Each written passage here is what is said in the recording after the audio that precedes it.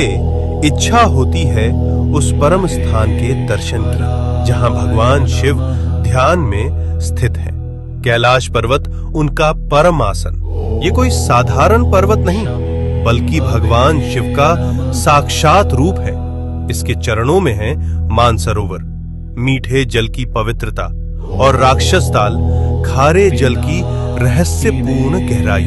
इतने पास फिर भी एक मीठा एक खारा, जैसे भगवान शिव के भीतर संतुलित दो स्वरूप। अब हम पहुंचते हैं उस तपोभूमि पर जहां भगवान शिव और माता पार्वती ने विवाह के बाद ध्यान लगाया। ये है आदि कैलाश, उत्तराखंड के ऊंचे हिमालय में स्थित, जहां आज भी उनकी ध्यान ऊर्जा का कंपन महसूस होता है।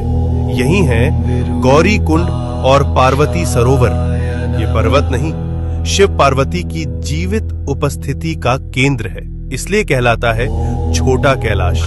और पास ही स्थित है ओम पर्वत, जहां बर्फ पर स्वतः उभरा ओम दिखाई देता है, जैसे शिव का मौन मंत्र इस भूमि में गूंज रहा हो अनंत काल से। अब हम बढ़ते हैं हिमाचल की उस रहस्यमयी चोटी की ओर, जहां विराजमान है स्वयं भगवान शिव, जिसे कहा जाता है मणि महेश कैलाश। इस पर्वत की चोटी से दिखाई देती है एक दिव्य मणि। मान्यता है जब भगवान शिव प्रसन्न होते हैं तो ये मणि दिव्य तेज प्रकट करती है, जो भक्तों के जीवन में भर देती है एक दिव्य प्रकाश। इसके चरणों में स्थित है पवित्र मणि महेश झील, जहां हजारों श्रद्धालु हर वर्ष स्नान करते हैं और भगवान शिव का आशीर्वाद प्राप्त करते हैं। अब हम पहुंचते हैं हिमालय की उस ऊंचाई पर जहां की हवा भी हर हर महादेव का जप करती है। ये है श्रीखंड महादेव। यहाँ स्थित है एक भव्य प्राकृतिक शिवलिंग।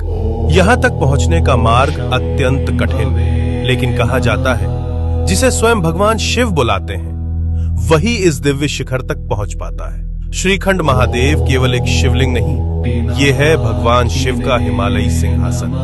अब आप पहुंचते हैं भगवान शिव के एक और दिव्य धाम पर, हिमाचल की उस रहस्यमयी भूमि में किन्नौर कैलाश। यहाँ स्थित है सदियों पुराना एक विशाल शिवलिंग, जो अपने आप में अपार ऊर्जा समेटे हुए।